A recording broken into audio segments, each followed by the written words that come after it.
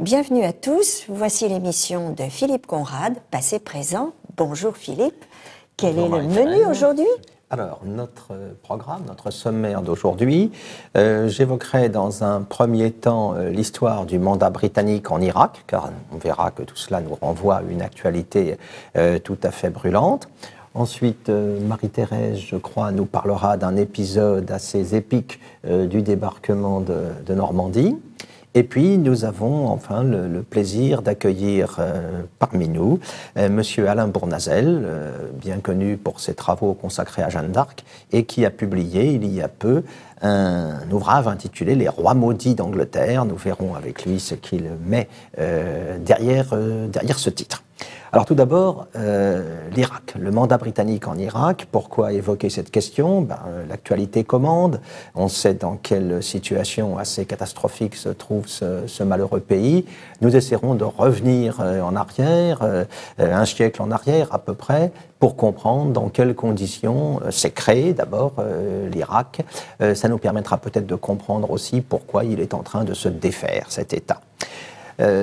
Au départ, le rôle des Anglais dans cette région n'apparaît pas absolument évident. Ils ne s'imposent en Inde qu'à partir du XVIIIe siècle, on le sait. Mais dans le même temps, ils commencent à se préoccuper de la route des Indes, bien sûr. Ils se préoccupent aussi de la situation en Méditerranée orientale, où ils vont être progressivement de plus en plus présents.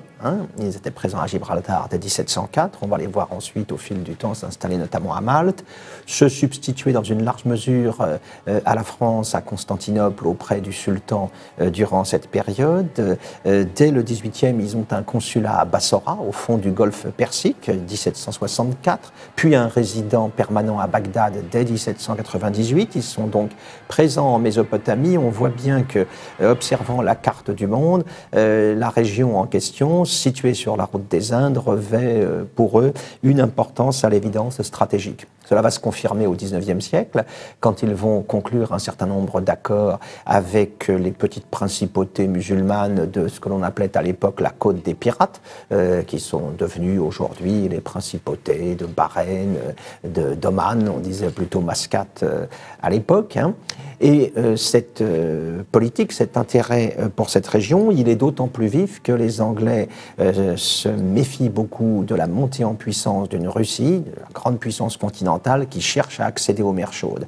Toute leur politique au XIXe siècle, dans le cadre de ce qu'on a appelé le grand jeu, c'est de contenir cette poussée russe vers le sud et contrôler les régions en question ou y établir leur influence. Évidemment, c'est un enjeu majeur. Il n'y a pas seulement la concurrence ou la menace que représente la Russie impériale, il y a aussi, à la fin du XIXe siècle, les initiatives de l'Allemagne impériale. En 1898, les Allemands vont entamer la réalisation du fameux projet du Bagdad-Bahn, du chemin de fer de Bagdad, qui doit permettre de créer une grande route continentale depuis l'Europe jusqu'au fond du golfe Persique. Et là, les Anglais sont extrêmement méfiants. Ils maîtrisent la route maritime de l'Inde, qui passe désormais par Suez depuis 1869, depuis l'ouverture du canal, et ils s'inquiètent beaucoup de voir une Allemagne de plus en plus dynamique sur le plan économique et commercial, établir une route continentale parallèle qui pourrait se poser en rival de leur propre situation dominante.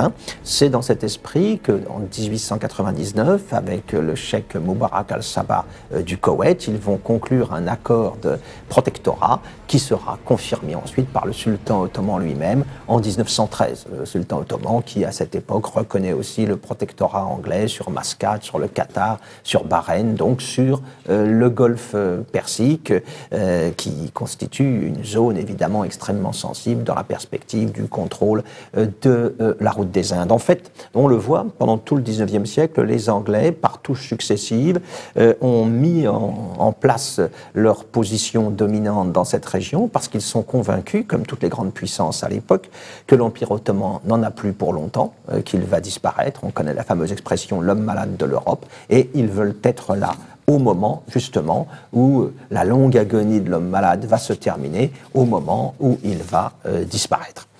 Alors, à quel moment, véritablement, leur rôle va devenir significatif aux Anglais? Essentiellement avec le déclenchement de la Première Guerre mondiale, Bien, qui va oui, évidemment sans bouleverser, doute, oui. bouleverser complètement toute l'histoire du Moyen-Orient, guerre mondiale à l'issue de laquelle vont se constituer pour l'essentiel les cadres politiques que nous avons aujourd'hui, avec tous les problèmes d'ailleurs qu'ont posé et que continuent à poser les résultats de cette Première Guerre mondiale. À la faveur de ces événements, les Anglais entendent bien, dans la perspective d'une disparition programmée de l'Empire ottoman, surtout dans la mesure où celui-ci s'est rallié aux empires centraux dès l'automne 1914, les Anglais entendent bien mettre en œuvre la politique qu'ils ont concoctée depuis longtemps, notamment dans cette région de Mésopotamie. Ils ont d'autres raisons aussi supplémentaires de s'y intéresser, de lui accorder la priorité. On a découvert en 1907, on a commencé à exploiter à Abadan, en Perse, au fond du golfe Persique, on a commencé à exploiter à Abadan le pétrole qui a jailli donc dès 1907. Les Anglais sont très présents, c'est l'Anglo-Persian Oil Company qui est en charge d'exploiter ce pétrole à un moment où ce produit devient essentiel, alors que la Royal Navy substitue au charbon le mazout pour faire avancer ses cuirassés.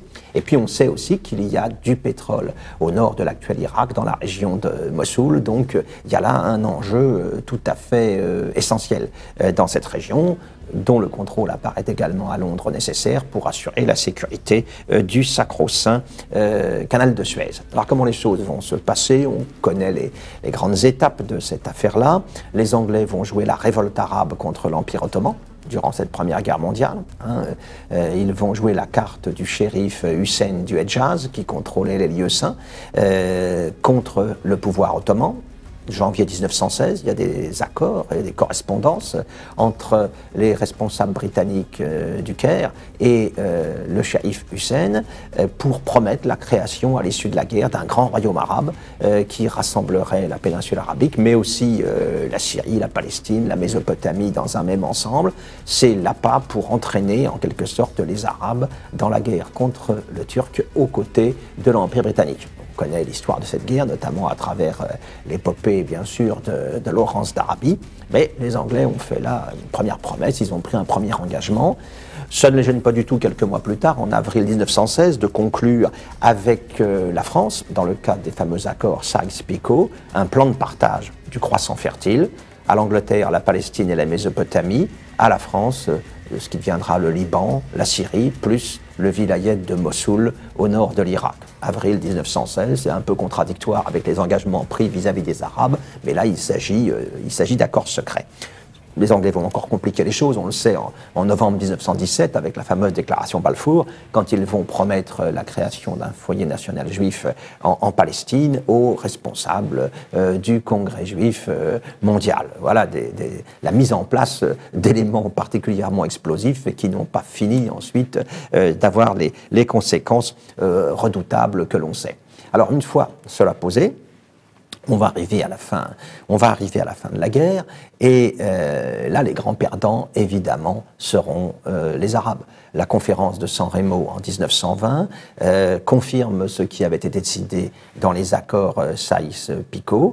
Les Hachémites du Hedjaz, Hussein et ses fils Abdallah, Faisal, qui ont combattu avec Laurence d'Arabie, il faudra qu'ils se contentent de la péninsule arabique. Pas de chance pour eux. Dans la péninsule arabique, il y a un autre adversaire qui est apparu, c'est le fameux Ibn Saoud, et ce sont les wahhabites saoudiens, tenant d'un islam puritain particulièrement rigoureux, qui vont réussir à s'imposer et créer l'Arabie saoudite telle que nous la connaissons, les malheureux hachémites se trouvant ainsi expulsés de leur région d'origine.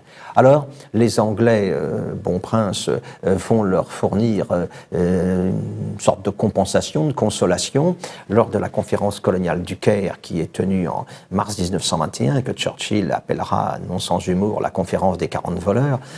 On va créer un émirat de Transjordanie, aux frontières sur la carte un peu incertaine. Churchill avouera que c'est après un repas très arrosé que l'on a tracé les frontières en question, qui sera donné à Abdallah, l'un des fils du shérif Hussein de la Mecque. Et puis alors pour ce qui est de la Mésopotamie, on va créer un royaume d'Irak qui sera donné à Faisal, un pays, un territoire peuplé en majeure partie de musulmans chiites, de population kurde au nord, et on va confiée à un prince sunnite, la monarchie sur ce pays. Les Anglais, en fait, se sont rendus compte que installer leur mandat s'annonçait difficile. Quand les populations locales ont su, après la conférence de San Remo, quels allaient être territoires sous mandat, il y a eu des révoltes importantes. Il a fallu que la Royal Air Force intervienne. Il y a eu des bombardements des populations. Les Anglais ont utilisé les gaz contre les populations. Une révolte qui va durer 8 mois. 6 000 victimes du côté des Arabes rebelles, 400 tués environ du côté des Anglais. Donc une affaire quand même assez sérieuse.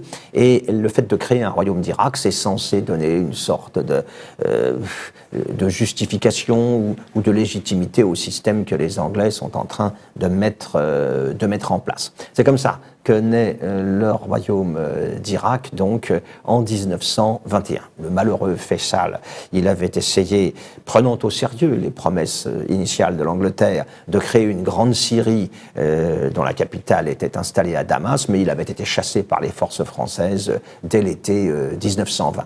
Donc, les grands perdants, manifestement, de tout cela, ce sont les Arabes. Ils vont avoir un semblant de compensation avec cet émirat de Transjordanie et avec ce royaume d'Irak, mais on le voit, il s'agit de consolations, évidemment, bien minces.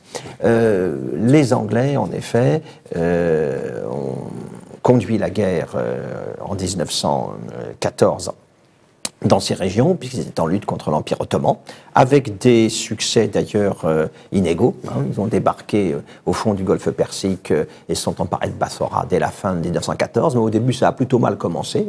Le corps expéditionnaire anglais s'est avancé en direction de Bagdad, un premier échec lors des combats de Ctésiphon, ensuite il s'enferme dans un corps tranché à Kut El Amara, qui va être obligé de capituler au printemps de 1916. C'est un peu le Dien Bien Phu britannique avant la lettre Kut El Amara.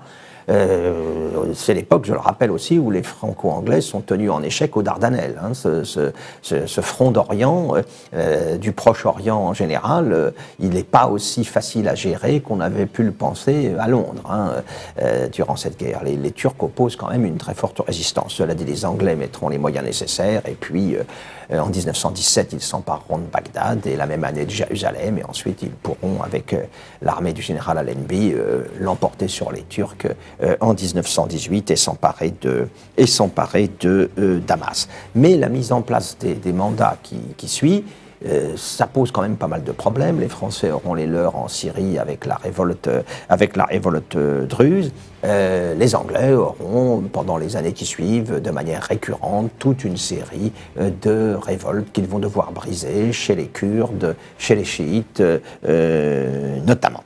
Alors, il y a aussi une autre dimension qui est importante, évidemment, c'est qu'à ce moment-là, on va découvrir en Irak une ressource, évidemment, qui va compter pour la suite. Le pétrole, voilà. Bien sûr. Et exactement. Le pétrole avait déjà jailli en Perse en 1907, je l'ai dit. 20 ans plus tard, il va jaillir à Baba Gourgour, dans la région de Kirkouk, donc la région de Mossoul, au nord de l'Irak. Et à ce moment-là, on le voit bien, ça devient une donnée géopolitique essentielle pour la région. Les grandes compagnies anglo-américaines se partagent le gâteau, avec un point à signaler tout de même, la conférence d'Ostende qui réunit justement les maîtres de la production et du commerce du pétrole en 1928, on laisse le Koweït exclusivement à l'Angleterre. Il y a une séparation entre le Koweït, où le protectorat anglais avait été établi, et le reste de l'Irak. Et l'Irak, sous mandat britannique, le royaume d'Irak qui a été constitué, réclame vainement le retour du Koweït. Les Anglais s'y opposent. Vous voyez, c'est une affaire qui remonte assez loin, cette question du débat autour du Koweït, que les Irakiens, naturellement, perçoivent comme leur Alsace-Lorraine d'une certaine manière. Le pouvoir anglais s'installe à Bagdad. C'est un pouvoir anglais, sur 700 personnels qui font partie du Haut Commissariat britannique qui gouverne de fait le pays. Il y a à peine une vingtaine d'Irakiens. Et dans les personnels subalternes, il y a autant d'Indiens que d'Irakiens. Donc c'est dire que c'est une situation qui ne peut guère satisfaire l'opinion des élites irakiennes qui vont se révéler très vite, évidemment, avides d'indépendance. Malgré tout, Faisal est devenu donc le roi. Il est monté officiellement sur le trône en 1921, mais il n'a guère de pouvoir et l'indépendance qui est accordée en 1930 est purement formelle. Ce sont les Anglais qui continuent à tirer les ficelles, ils ont gardé un certain nombre de privilèges militaires. C'est une indépendance un peu comparable à celle qui sera accordée en 1936 à l'Égypte. Les Anglais restent maîtres du jeu, même si l'Irak est admis à l'époque à la SDN. Maître du jeu aussi à travers l'Iraq Petroleum Company qui a remplacé à la fin des années 20 la Turkish Petroleum Company constituée avant la Première Guerre mondiale. Faisal va mourir en Suisse en 1933. Son successeur, Razi, manifestement est un peu plus rebelle par rapport à la puissance dominante. Il sera victime d'un accident de voiture providentiel quelques années plus tard, en 1939, alors que son fils n'a que 2 ans. Le jeune Faisal II n'a que 2 ans. Résultat, c'est son oncle Abdullah qui sera le régent. Et auprès de lui, un homme des Anglais, l'homme lige des Anglais, Nouri Saïd, un ancien officier déserteur de l'armée ottomane, qui jusqu'en 1958 sera le représentant des intérêts anglais en Irak. Il sera 14 fois Premier ministre en l'espace d'une trentaine d'années. Là-dessus arrive la Seconde Guerre mondiale. La Seconde Guerre mondiale, évidemment, dans un pays, l'Irak, qui suit de près ce qui se passe en Palestine depuis 1935, où la révolte arabe a commencé, où l'opinion nationaliste arabe est de plus en plus hostile, évidemment, à l'Angleterre. Et on s'en rend bien compte en 1941, alors que l'Angleterre est seule à lutter contre l'Axe à ce moment-là, au printemps 41. Eh bien, il semblerait que l'occasion est arrivée de se débarrasser de la tutelle anglaise, et vous avez en avril 1941 un coup d'État militaire dirigé par un général qui s'appelle Rachid Ali Railani, qui, avec un groupe d'officiers qu'on appelle le Carré d'Or, le Golden Square, va prendre le pouvoir à Bagdad et tenter d'imposer une ligne nationaliste davantage tournée vers l'Axe que vers l'Angleterre. Les Anglais ne peuvent pas se permettre d'accepter une situation de ce genre, d'autant que le roi d'Égypte, Farouk, leur donne aussi des inquiétudes. Il a été dans les tout premiers à féliciter les putschistes de Bagdad. Donc il faut que l'Angleterre réagisse, là, en ce printemps 41, où, je le rappelle, elle est encore seule à lutter contre l'Axe. Alors elle va réagir militairement, grâce à sa supériorité aérienne, grâce à l'engagement de la Légion arabe, formée en Transjordanie, entre-temps par un officier anglais. Elle va réussir à vaincre les putschistes et remettre en place les autorités qui acceptent la domination anglaise, c'est-à-dire Nouri Saïd et puis le fameux régent Abdullah. Alors, là-dessus, la fin de la guerre va arriver. Les Anglais vont essayer de mettre en place un système. Ils se sont arrangés aussi pour évacuer la France de Syrie et du Liban, après la fameuse campagne de l'été 41. Ils voudraient mettre en place un système dans lequel un vaste ensemble réunissant Palestine, Syrie, Liban, Transjordanie s'allierait avec l'Irak pour constituer un ensemble de 2 dynasties hachémites, constituant une sorte de croissant fertile hachémite qui serait sous l'influence de l'Angleterre. Et alors, ils constitueront bien une Ligue arabe au Caire en 1945, mais sans grand contenu, et leur projet de croissant fertile n'aboutira pas. N'aboutira pas parce qu'il y a de fortes résistances nationalistes arabes, notamment en Syrie, contre tout cela. Il y a un autre événement qui va contribuer à radicaliser les choses, c'est la naissance d'Israël en 1948. Les opinions arabes sont chauffées à blanc, évidemment, à ce sujet, reprochent aux Hachémites leur passivité ou leur complicité dans cette affaire. On se souvient du rôle du roi Abdallah de Transjordanie qui signe la mort, en quelque sorte, de la Palestine indépendante en rattachant la Cisjordanie à son propre État. Alors, c'est l'époque du développement du nationalisme arabe, Nasser qui va prendre le pouvoir en Égypte, les partis baasistes qui se développent au Proche-Orient. La situation devient de plus en plus difficile à contrôler, bien sûr, pour les Britanniques.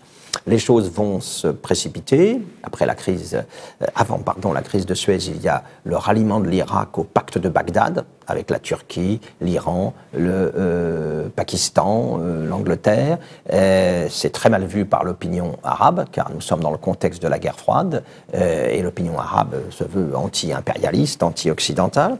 En 1956, l'affaire de Suez donne un élan supplémentaire à la cause nationaliste arabe.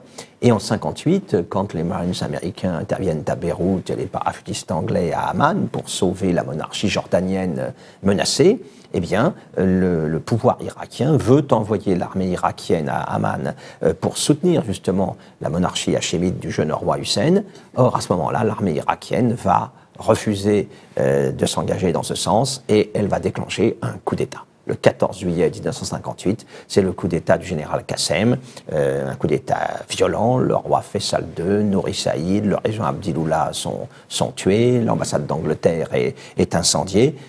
On a le sentiment que l'Angleterre a tout perdu à ce moment-là en Irak. Pas absolument tout, car le général Qassem ne se rallie pas au projet pan-arabe de Nasser.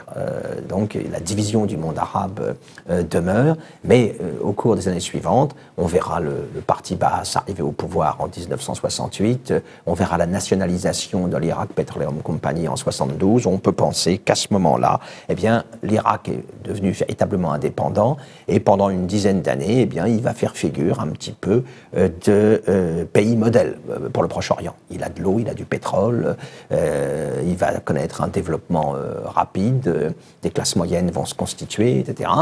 Et puis il y aura la politique aventuriste de Saddam Hussein, on le sait, contre l'Iran. Il espère profiter de la révolution iranienne pour gagner des territoires. Et puis ensuite, la politique aventuriste également, quand il se retourne contre le Koweït en 1990. C'est le début d'une descente en enfer de l'Irak, malheureux pays qui, semble-t-il, n'en est pas encore sorti et n'en sortira pas avant longtemps. Merci Philippe pour ce brillant exposé qui nous éclaire beaucoup. Merci.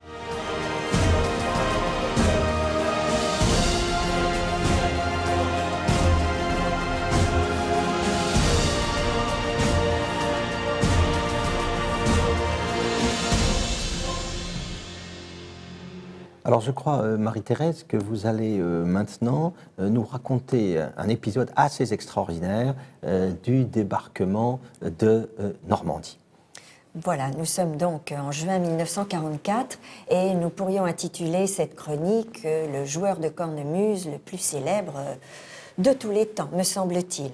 Alors donc, nous sommes dans la nuit du 5 au 6 juin 1944, nous sommes au-dessus de la Manche, au point extrême est de ce qui va être l'opération Overlord, et nous sommes dans une demi-douzaine de planeurs où se recroquevillent quelques dizaines d'hommes en tenue de camouflage, tout barbouillés de noir et de marron.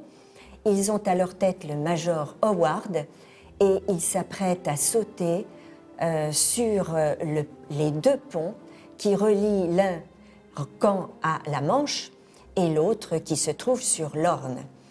C'est un objectif difficile et pourtant ces deux points sont essentiels. Ils sont donc la clé extrême est de l'opération Overlord et il est capital qu'avant l'aube, ce point soit pris par les Anglais.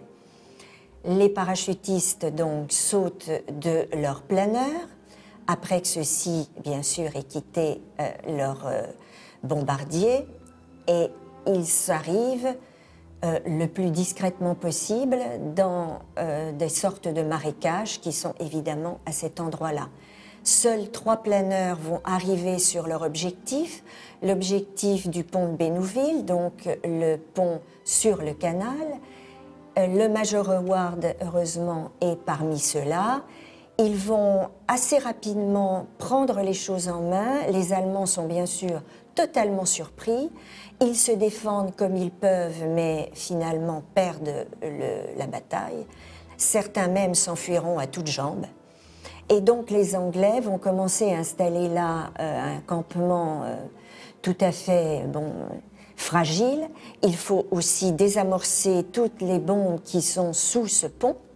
Et une fois cela maîtrisé, il reste un autre objectif difficile pour le major Howard et ses hommes, c'est tenir tenir jusqu'à l'arrivée des troupes qui vont débarquer sur les plages, on espère le mieux possible quelques heures plus tard. Allons donc sur la mer. Dans cette nuit du 5 au 6 juin 1944, la plus grande armada de tous les temps avance et peu à peu sort du brouillard de l'aube. Nous sommes là dans des barges qui viennent de quitter donc les landing craft, enfin les bateaux qui possédaient donc ces barges. Ces barges sont jetées à l'eau et là nous sommes en compagnie de la brigade de Lord Lovat qui est dans une barge bien chaotique avec des hommes tendus qui s'apprêtent à débarquer. Nous sommes aux premières lueurs de l'aube et nous arrivons sur la plage extrême est donc d'Overlord, la plage Sword, et parmi donc les soldats de Lord Lovat, ce lord anglais, le 15e Lord Lovat, qui très fier à la tête face à ces plages. Sa tête est mise à prix pourtant depuis l'opération de Dieppe, mais il n'a mis que son béret sur sa tête. Il a son col roulé, son fusil de chasse qu'il trouve beaucoup plus maniable, et il a avec lui, en bon lord qui se respecte, il a avec lui son sonneur, le très jeune Bill Millin, son sonneur de cornemuse. Ce jeune homme n'a pas 22 ans. Et fait remarquer à Lord Lovat qu'il n'est pas question qu'il joue pour le moment, car les ordres sont formels, on ne doit pas jouer lorsqu'on est en première ligne. Mais Lord Lovat lui assure que c'est un ordre anglais, et comme Lord Lovat est un Écossais et Bill Millin aussi, cela ne les concerne pas. Par conséquent, lorsque le temps est arrivé de baisser l'avant de la barge, que l'ordre est donné de sauter, Lord Lovat saute et dit à Bill Millin de sonner de sa cornemuse. Le jeune homme va s'exécuter, sauter de sa barge, avoir de l'eau au ventre, rassembler, recroqueviller la panse de sa cornemuse sous son épaule, sous son bras, et il va se mettre à sonner. Et tous les témoignages concordent, le feu ennemi va s'arrêter quelques instants, tellement les Allemands sont absolument médusés d'entendre cette musique et de voir cet homme, avec son béret aussi uniquement sur la tête, avancer au milieu de l'eau vers la plage. Évidemment, les Allemands vont se ressaisir, les tirs vont reprendre, mais Lord Lovat et ses hommes vont quand même maîtriser cette partie de plage. Il est environ 7 heures du matin. Mais il faut maintenant remplir un autre objectif, rejoindre le pont de Bénouville, où attend le major Howard. Cette brigade va donc se mettre en colonne, Bill Millin à sa tête, et ils vont traverser le bocage en musique. Là aussi, les témoignages concordent. On entend au milieu des tirs cette musique lancinante. Alors bien sûr, il y a Landing Lady, Blue Bonnets, tous ces airs célèbres qui, évidemment, galvanisent tous ces hommes qui suivent. Voici qu'enfin arrive le pont de Bénouville et les soldats qui sont tapis dans ce bocage, dans ce pseudo-marais, tout près le long de ce pont, voient arriver dans la fumée du combat, voient arriver, après avoir entendu une curieuse musique, ce joueur de cornemuse, suivi donc de tous ces hommes de Lord Lovat. La jonction a lieu, comme prévu, et Lord Lovat, gentleman évidemment extrêmement courtois, s'excusera auprès du Major Howard d'avoir 2 minutes de retard par rapport à l'horaire prévu. Si vous allez sur la plage de Colville-Montgomery, je dis bien Colville-Montgomery, je vous rappelle que nous sommes au point extrême est de l'opération Overlord, ne confondons pas avec Colville à Omaha Beach, il y a la statue de Bill Millin. Alors une statue idéalisée parce que le sculpteur Gaëtan Hader l'a représentée avec son kilt au vent. Bien sûr, il était en pantalon quand même lorsqu'il a sauté dans l'eau. Et il y a donc cette statue de Bill Millin qui joue encore et toujours. Et je pense pour ma part que le courage qu'il a donné à tous ces hommes ont largement aidé à la prise et à l'établissement de ce point essentiel, de ce pont, donc sur le canal. Le pont aussi, bien sûr, sur l'Orne. Le pont sur le canal prendra le nom de Pegasus Bridge parce que ce cheval, Pégase, c'est le cheval mythique de cette compagnie du Major Howard.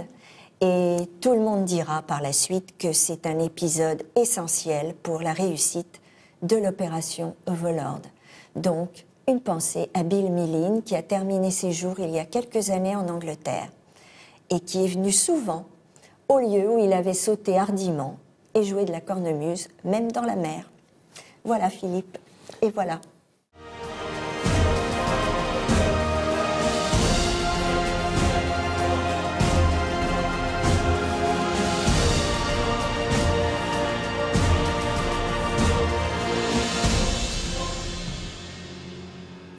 Alors, comme je l'ai annoncé tout à l'heure, nous avons le plaisir de recevoir aujourd'hui M. Alain Bournazel, qui est un historien que l'on connaissait bien jusque-là pour ses travaux consacrés à Jeanne d'Arc, mais qui vient de publier aux éditions Perrin un ouvrage au titre un peu inattendu, « Les rois maudits d'Angleterre ». Alors les rois maudits, évidemment, le public français, voilà un terme qu'il connaît bien.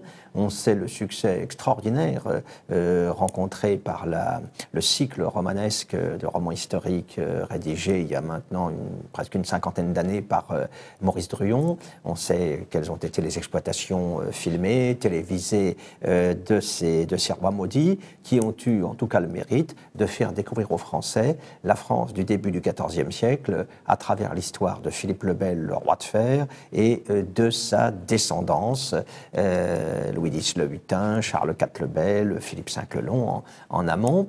Ces rois maudits qui n'auront pas de descendance directe, ce qui amènera au pouvoir la dynastie des Valois avec Philippe VI, on les situe donc bien au début du XIVe siècle. Et quand j'ai vu le titre du livre d'Alain Bournazel, je pensais que nous étions en Angleterre à peu près dans la même séquence, le règne un petit peu en amont d'Édouard Ier, Édouard II, marié à Isabelle de France, la fille de Philippe le Bel, Édouard III, avec lequel la querelle qui débouche sur la guerre de 100 ans va s'ouvrir et s'envenimer. En réalité, Alain Bournazel est allé beaucoup plus loin et en amont et en aval, puisqu'il fait débuter son histoire des rois maudits d'Angleterre pratiquement avec Guillaume le Conquérant, et il conduit cette histoire jusqu'à l'instauration de la dynastie de Hanovre au début du XVIIIe siècle. Il faut dire effectivement que l'histoire de l'Angleterre va être une histoire assez mouvementée durant toute cette période. Les épisodes dramatiques, sanglants ne manquent pas.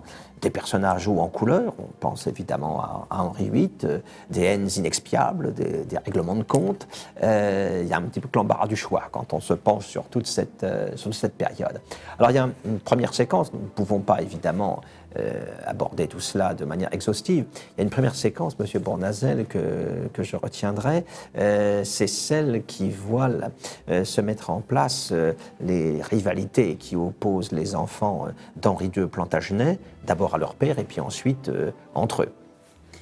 Oui, je crois que vous avez très bien retracé ce qu'est cette histoire chaotique de l'Angleterre. On a aujourd'hui le visage paisible d'une monarchie où tout se passe bien.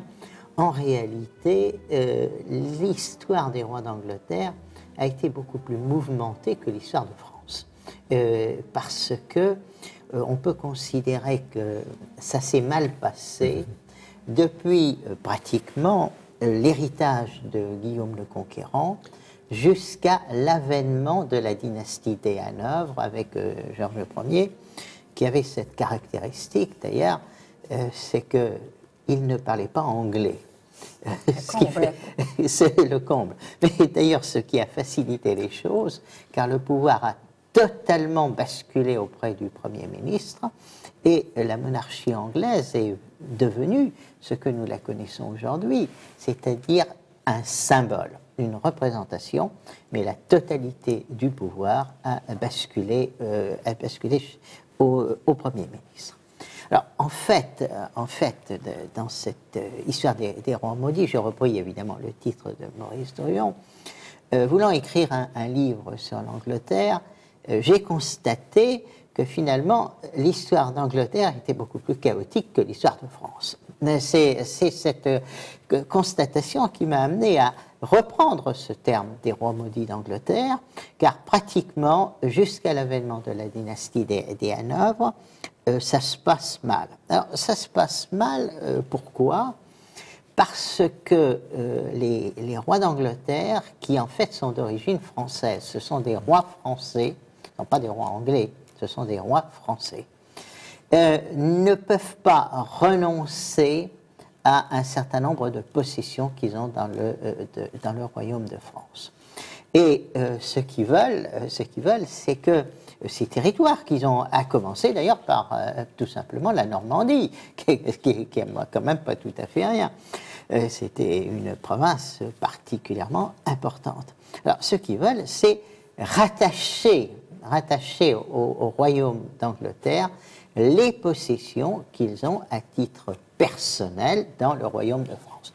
Et il est évident que les rois de France, avec les légistes qui les aident, disent que c'est tout à fait inacceptable, car on arriverait tout simplement à dépecer le royaume de France, qui deviendrait tout simplement une annexe du royaume d'Angleterre, alors qu'à l'époque, le décalage de population est considérable. Le décalage de population est très très important, et qu'il y a une image de l'Angleterre que nous n'avons pas aujourd'hui, mais qu'il faut avoir présent lorsqu'on aborde cette période, c'est que l'Angleterre n'est pas unie. C'est extrêmement divisé, l'Angleterre elle-même, mais l'Écosse, c'est une monarchie indépendante. Donc en fait, le royaume de France est, à l'époque, plus uni, mieux organisé, avec des légistes. Le roi d'Angleterre, c'est un petit royaume. C'est un petit royaume. Il deviendra grand, mais plus tard. Donc c'est ça, si vous voulez, les rois maudits d'Angleterre, c'est d'avoir voulu mettre en relief que l'histoire de l'Angleterre a été pratiquement chaotique jusqu'à l'avènement de la dynastie des Hanovre. Alors avec des périodes qui font que l'histoire de l'Angleterre et l'histoire de France sont très imbriquées, c'est que par le biais des mariages, on avait uni les dynasties, ce qui était très bien, mais on avait créé des droits, si bien que on s'est trouvé, et ce sera un peu l'affaire de la guerre de 100 ans, c'est que les Anglais revendiquent le royaume de France au nom d'un certain nombre d'héritages. Et donc nous avons une histoire extrêmement qui se passe mal, mais qui est extraordinairement imbriquée en ce qui concerne l'Angleterre.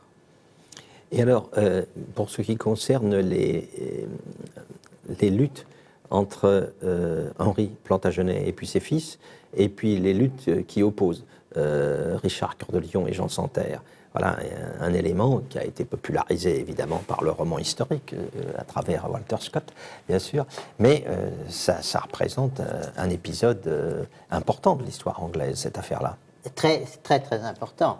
Ce qui détermine une rupture dans le rapport de force, c'est quand Aliénor d'Aquitaine, qui était l'héritière de l'Aquitaine, qui était à l'époque beaucoup plus étendue que ce que nous connaissons. Qui allait de la Loire aux Pyrénées, oui, Poitou, la Gascogne, la Guyenne, etc. Oui, et sans compter la personnalité de ce qu'était le duc d'Aquitaine.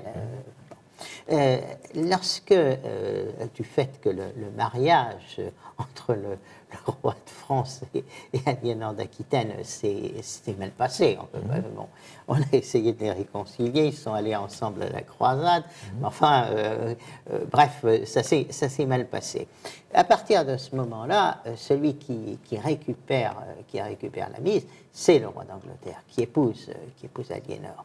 Et à ce moment-là, on a cette situation, c'est que c'est le roi d'Angleterre qui a davantage de possessions dans le royaume de France que n'en a le roi de France. Alors, Dieu merci pour le royaume de France, la situation s'est arrangée en quelque sorte. C'est que d'abord, les relations entre Aliénor d'Aquitaine et son mari se sont dégradées, et surtout, les relations entre le roi d'Angleterre et ses fils se sont considérablement dégradées, ce qui fait que tout ça, ça s'est mal fini. Un antagonisme attisé d'ailleurs par Philippe Auguste. Bien sûr, Philippe Auguste a été extrêmement habile pour entretenir les rivalités, et surtout l'Angleterre était devenue quelque chose d'immense et d'ingouvernable. Il y avait l'île, mais il y avait la totalité des possessions dans le royaume de France, si bien que le malheureux roi d'Angleterre, il passait sa vie à cheval, qu'il fallait qu'il galope un peu partout. Il y avait une espèce de surdimensionnement, alors que l'Angleterre était à l'époque un pays beaucoup plus petit et beaucoup moins peuplé que la France. Et donc, c'est tout ça, cette histoire finalement à rebondissement. Ça se passe bien pour l'Angleterre, mais les fils se disputent. Bref, c'est à la fois des querelles d'État à État et aussi des querelles familiales, ce sont les pires. Et puis surtout, il y a la confrontation de deux acteurs qui sont manifestement pas de la même pointure. Philippe Auguste dans le camp français et Jean Santerre dans le camp anglais. C'est tout à fait ça. C'est-à-dire, on a Philippe Auguste qui est extrêmement habile, qui est qui parfois est un escroc d'ailleurs, enfin bon, mais un grand politique, ce qui n'est pas incompatible. Oui, un très. Alors que le roi d'Angleterre apparaît un petit peu comme un benet, quoi. Donc il y a en fait la dynastie capétienne s'en est sortie grâce à la qualité de ses rois, alors que la situation était médiocre. Mais elle a été médiocre pendant très longtemps, car avec les différents mariages, cette histoire ne se termine qu'avec la guerre de 100 ans. Il faut voir que c'est la guerre de 100 ans qui finalement renvoie l'Angleterre, bon, il y aura encore des possessions anglaises en France, mais renvoie l'Angleterre dans son île et donne finalement à la France, au roi de France, la possession de son royaume, ce qu'il n'avait pas jusqu'à présent. Alors, cette Angleterre, elle va s'engager contre la France, donc au XIVe siècle, dans ce qu'on appellera plus tard la guerre de 100 ans, sur la question de l'hommage dû pour l'Aquitaine par Édouard III. Il y a d'autres éléments, les affaires de Flandre notamment, l'alliance franco-écossaise, tout ça. Et puis là, ces rois d'Angleterre, ils vont être spécialement heureux en matière militaire, en matière de résultats politiques. C'est l'époque où Édouard III va enchaîner les victoires, son fils le prince noir également, et on a une monarchie française qui paraît au contraire sur la défensive avec les premiers Valois. Elle est complètement sur la défensive. En fait, il y a une supériorité militaire très forte des Anglais, qui sont beaucoup plus disciplinés, des armées qui sont mieux maîtrisées, alors que la France en est presque aux armées féodales. C'est ça. Avec, courageux, mais beaucoup, un grand panache, mais pas une grande efficacité. Et en fait, là, si vous voulez, la période peut paraître que le royaume d'Angleterre va absorber le royaume de France. En fait, oui, c'est ça. On arrive avec le calamiteux traité de Troyes, bien sûr. Oui, ce traité. Mais en fait, ce qui va empêcher l'Angleterre d'absorber le royaume de France, c'est qu'il y a un décalage considérable de population. Oui, le royaume d'Angleterre est un petit royaume. C'est ce qu'il faut bien voir. C'est un petit royaume qui a acquis une supériorité militaire, ça c'est clair, mais qui finalement va s'épuiser à ne pas conquérir le royaume de France. Si bien que ce royaume de France qui apparaissait presque exsangue par tous les malheurs qui lui arrivaient, va trouver le sursaut avec Jeanne d'Arc, avec le roi de France, qui ensuite reprend en main les affaires, et puis je dirais également une catégorie de grands chefs militaires français qui vont envoyer au tapis les Anglais. Et tout ça, ça se termine finalement en Aquitaine, qui était le berceau, c'est-à-dire c'est la bataille de Castillon, qui liquide en 1453, liquide définitivement la présence anglaise. Il reste Calais, oui, il reste encore Calais qui sera pris par le duc de Guise en 1557, je crois, 1558. Ça pèse pas, quoi. Mais les Anglais, d'ailleurs, finalement, ont beaucoup souffert de la perte de Calais, parce que c'était le point qui les rattachait au continent, alors qu'ils avaient déjà perdu la totalité. Mais Calais était quelque chose de symbolique. Oui, ça pouvait être une tête de pont précieuse. Il n'y a pas beaucoup d'espace. Ils ont cherché à s'installer à Dunkerque également ensuite pour avoir cette tête de pont sur le continent. C'est toute leur géopolitique, évidemment.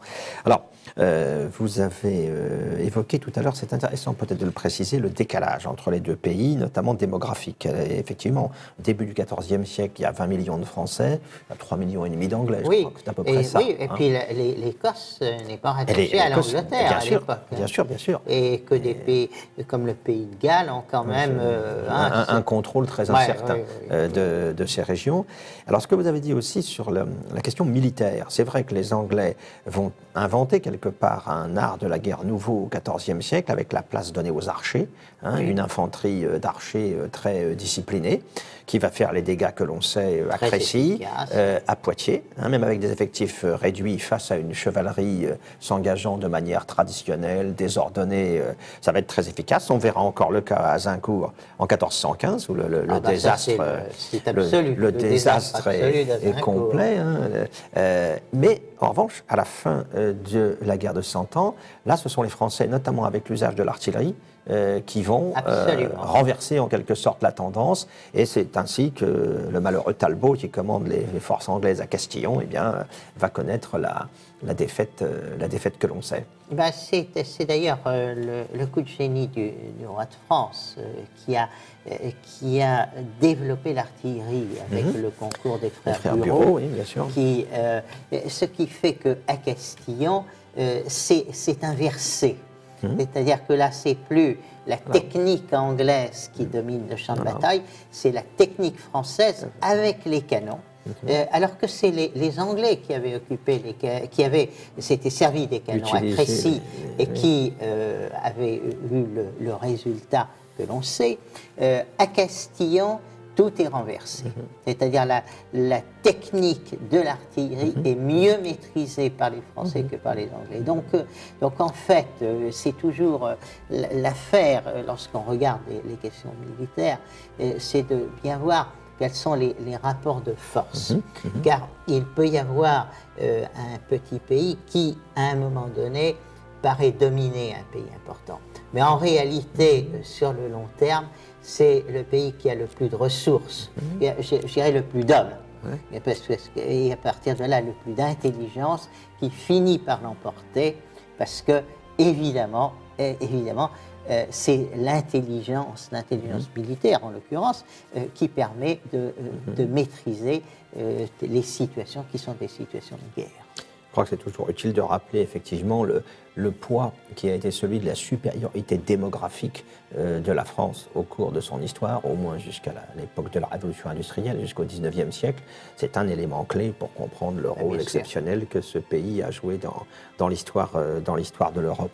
Alors, il y a un épisode que j'ai particulièrement retenu dans votre survol de cette histoire dramatique de l'Angleterre, qui est peu connu en France. C'est un nom que l'on connaît mais qu'on n'a jamais l'occasion tellement d'aborder, c'est la fameuse guerre des Deux Roses.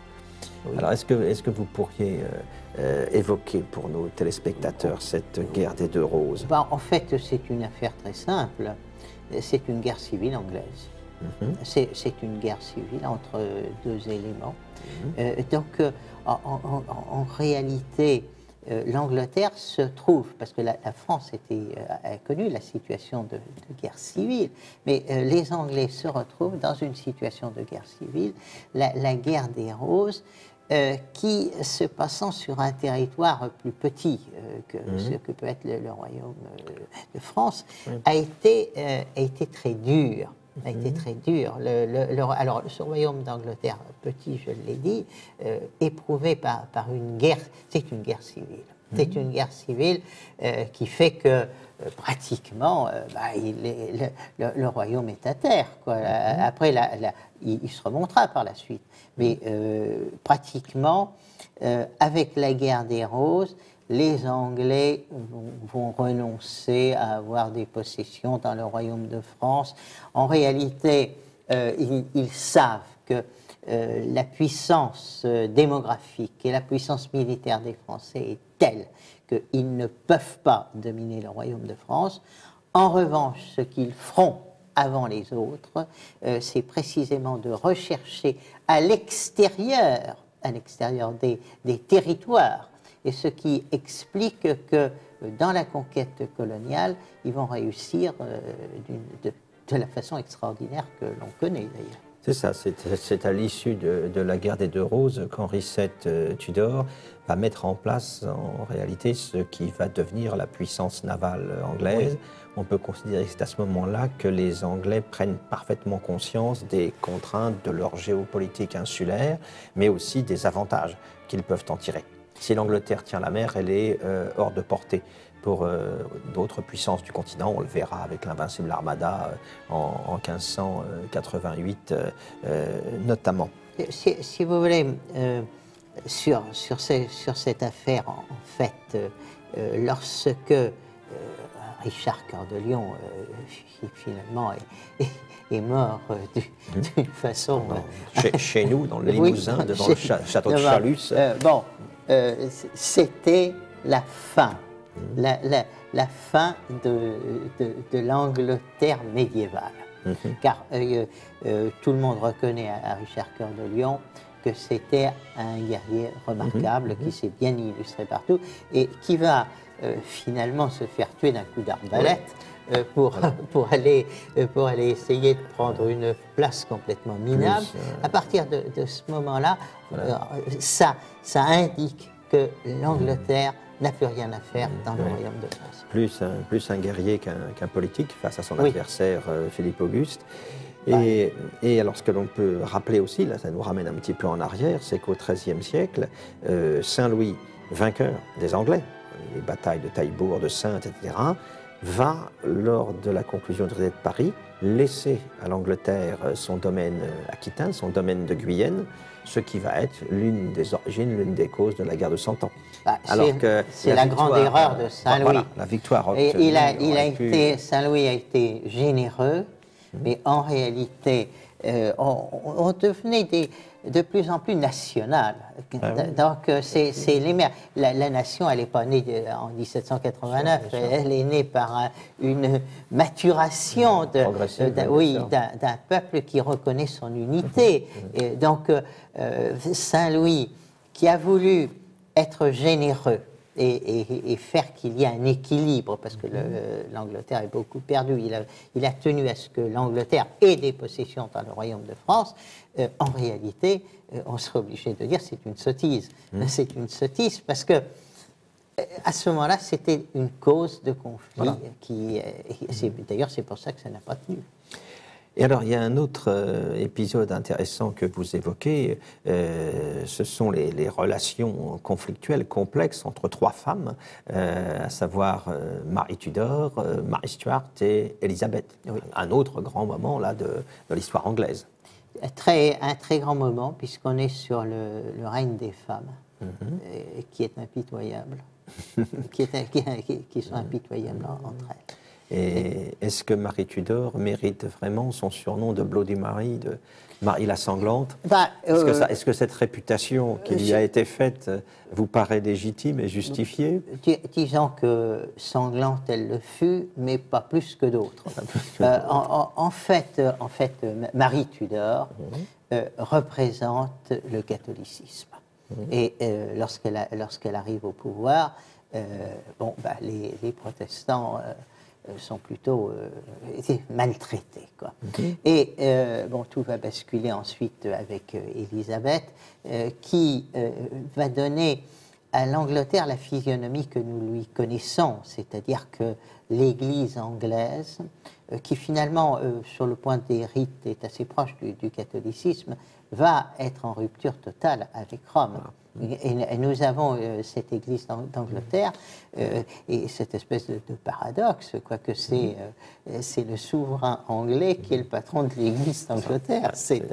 De par la volonté d'Henri VIII, c'est une rupture qui est tout à fait politique, là, elle est très politique. À la différence des autres réformes protestantes qui s'installent alors en Europe. Oui, mais on s'aperçoit que ces clivages qui interviennent en matière religieuse sont très durables, très très durables. Quand les rivalités, j'ai un peu étudié les rivalités religieuses, c'est pratiquement ce qu'on ne résorbe pas. Quand il y a des scissions, là, ça reste la scission des protestants, des catholiques, telle et telle branche. Finalement, il y a à l'intérieur de la chrétienté, lorsqu'il y a ces clivages, ils ne reviennent pas ensemble. Chacun poursuit son existence, ils ne sont pas forcément en conflit, mais les ruptures ne se cicatrisent pas. Les projets de restauration œcuménique ne sont pas forcément couronnés de succès. Il y a un élément dans l'histoire anglaise qui confirme tout à fait ce que vous venez d'évoquer. C'est ce qui va se passer avec la glorieuse révolution de 1688. C'est aussi parce qu'on soupçonne Jacques II Stuart de vouloir revenir vers le catholicisme qu'il va se trouver contraint à l'exil. Mais c'est exactement ça. L'Angleterre est protestante, veut rester protestante, point final. Et surtout antipapiste. Oui.